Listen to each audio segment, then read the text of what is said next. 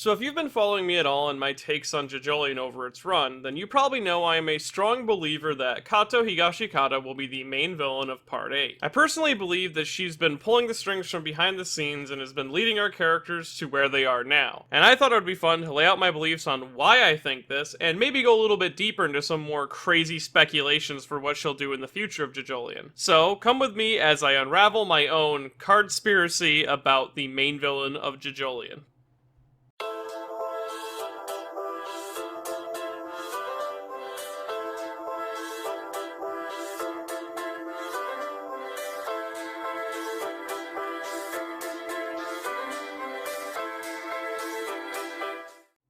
So I'm going to begin by listing off all the details we know for sure about Kato, and then as the video continues I'll slowly get more into my own speculations on her roles and reveals throughout the series. So let's start first by discussing her overall naming theme and how it works as a main villain in JoJolion. So Kato's name is obviously a play on the word card, given that the entire Higashikata family is named after playing cards in some sense. So the name Kato isn't too out of the ordinary, though since her name is card instead of a suit on a card or a part of the playing deck like Joker, then this could also be a subtle reference to Kato herself metaphorically holding all the cards in the story. And the reason I say this is not only because she's the mother of all the characters who have card-based names, but it's also pretty evident that she's involved in some way with Daimo's Rokakaka trade. Now you see, this is where things get a little complicated. So Kato herself claims that she is solely responsible for the growth of the Higashikata fruit parlor in the past 15 years, though she's spent the last 15 years in jail.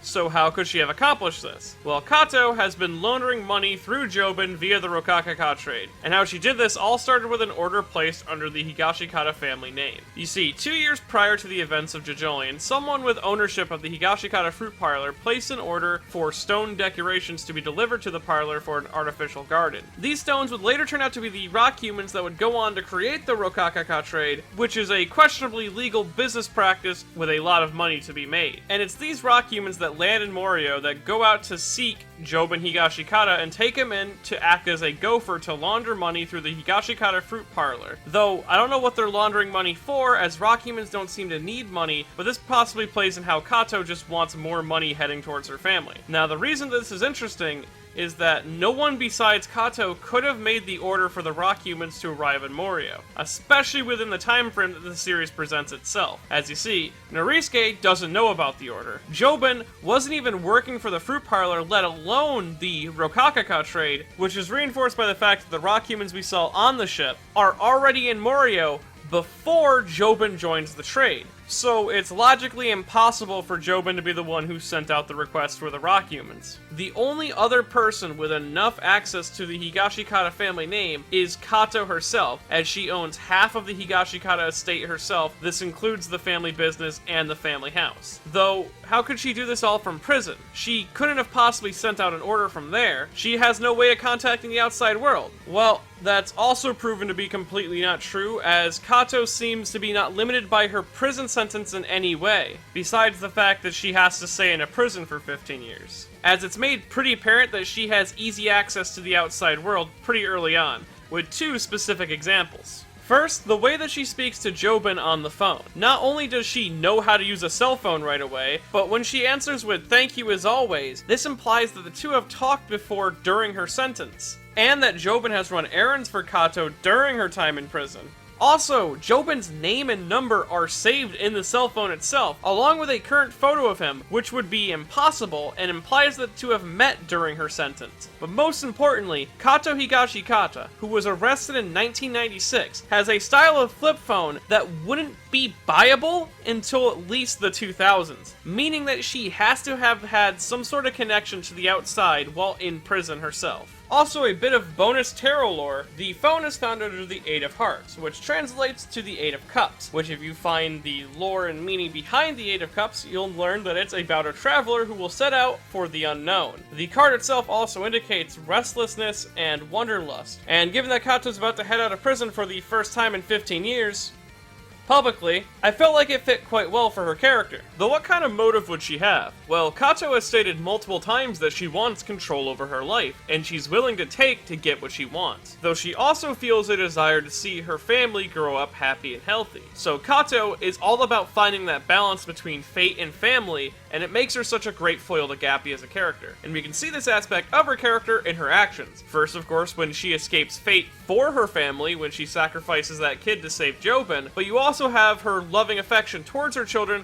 while deep down studying them for their flaws like she does with Norisuke. And she's also not afraid to fight back if she feels like she's being antagonized like she was with Joshu. And Araki has said before, specifically in Manga Theory and Practices, what can make the difference between a hero and a villain is the lack of hesitation to kill or use someone to get ahead in life. So in the case of Kato versus Gappy, we know that Kato is willing to kill and use people to get what she wants, where Gappy, at least now, feels more hesitant about doing either. Another aspect of her character that makes her come off as a villain is in her introduction, Araki specifically gave her strange pupils, making them long and vertical. And the reason I say this is Araki has a tendency to do this with his villains and give them unique pupil designs. It's usually done to help distinguish them from the rest of the characters in the part. You see this in Dio, Diavolo, and even Pucci, even though Pucci's didn't last the whole part. Eyes are a window to a person's soul, and this could be very much a hint towards Kato's more villainous side. Though speaking of the soul, we should discuss Kato's stand, which at the time of making this video still hasn't been named, and I feel that that's another thing that plays into Kato being a villain, as Araki is still yet to name her stand, even in the volume releases of JoJolion, meaning that the name must be important in some way. Maybe if we knew it, it would be too obvious that she'd be a villain. My guess is Queen, pure and simple. As not only does it fit into the royalty theme that you find in the name of all of the stands in the Higashikata family, but it stands opposed to the term king used in those names specifically. Though from the little we know about the stand, I'm pretty sure it already passes the main villain of a JoJo part special requirement, that being it has spatial manipulation, as Kato can place anything between the cards in her deck of cards, no matter if the object is larger than the cards themselves. We see this when Kato plunders a chair, later to upturn it into Joshu's mouth. She's also really quick when it comes to this pocketing ability, as no one even noticed that she stole it right away. Also, the cards she used to hide the chair were the Ten of Hearts and the Ace of Clubs. The Ten of Hearts being a metaphorical representation of a family coming together and reuniting for the first time, and the Ace of Clubs being a representation of the Ace of Wands, which is a sign of showing force or strength, which both play wonderfully into the scene itself. Also, from her usages of it so far, it's implied that Kato has had a stand since before going to prison, and we're still not sure what the limitation on her stand is. It's possible that she can only hold up to like 53 objects.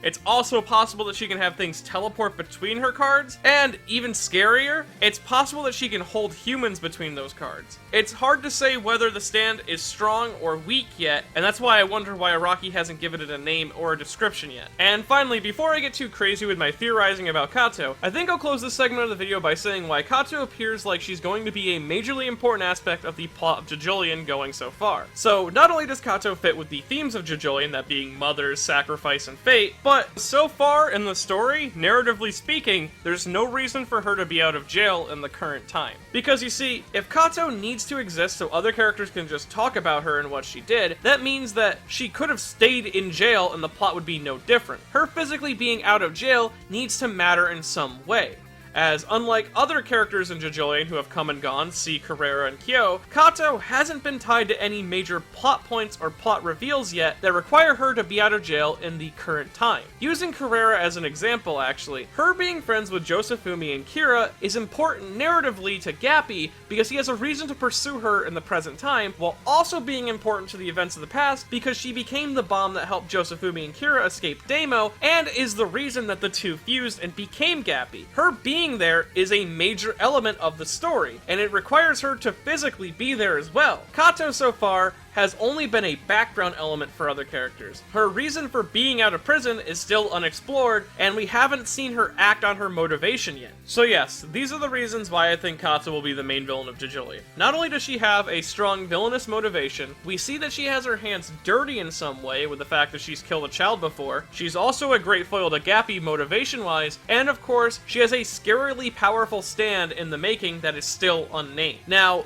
this is where the speculation using the manga falls off and goes more into my own personal logic and theories about what Araki will do with Kato in the future. So if you don't want any of that, this is where you get off. So, Kato's whole gimmick so far has been sort of stage magician's card tricks, with her making things appear and disappear via cards, her controlling a deck, and the fact that her outfit seems to be very stage magician-esque. And there was another pretty important character who appears in the Steel Ball Run universe who is also inspired by stage magicians, that being President Funny Valentine. And this could possibly mean that we'll get a reveal later that Kato's maiden name is Valentine, given the two contain both a spiral hair design, the aforementioned magician inspiration, and lastly, their stands both require them to place things in between other things. So it's possible that Kato is Valentine's daughter or granddaughter, but it's also possible that she worked for the man.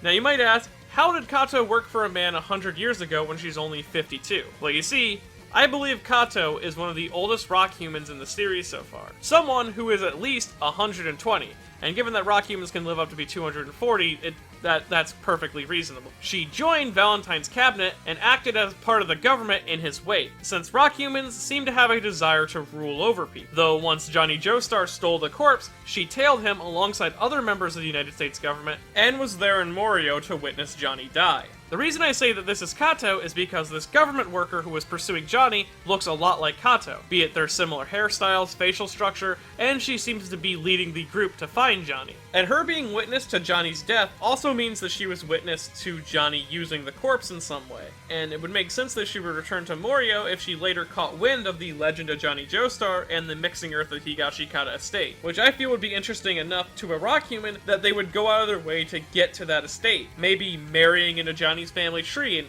accidentally ending up having a few kids, which is in fact something that a rock human can do. It's just exceedingly rare, as usually when a rock human ends up with a regular human, they're not too compatible and one of them ends up dying. And if you know the fate of Norisuke so far, that statistic's looking pretty accurate. Along with this, with Kato being an older rock human, that means she has more time to have discovered some way to fend off the required sleeping habits of a rock human. This would be a required aspect of her character if she was to end up being a rock human, since she would have had to serve out her prison sentence without issue, and everyone seems to talk about her when she's leaving the prison as someone who worked very hard in prison.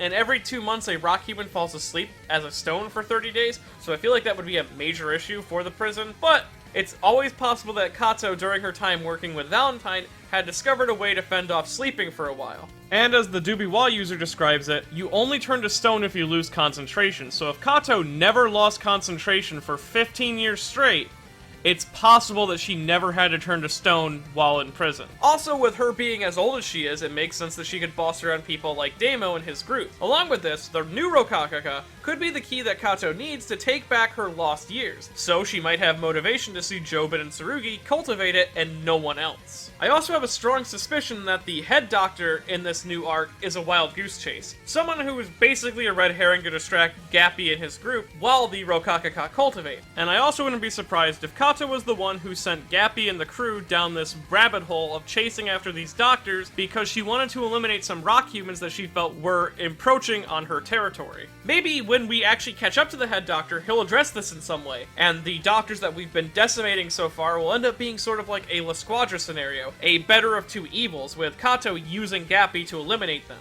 Though, this is now beyond an educated guess, and more of a blind speculation, so I'm gonna cut it off here. Hopefully I've made myself clear in my reasoning for why I believe Kato is the main villain, and hopefully I've entertained you with my wild speculations. And if you enjoyed this video and want to see more videos like it in the future, I have a Patreon at patreon.com/MetiNotTheBadGuy. And if you want to take the world for yourself, well, first you can start by buying a copy of Shimonetta Boring World where the Concentrated Jokes doesn't exist at buyshimonetta.com.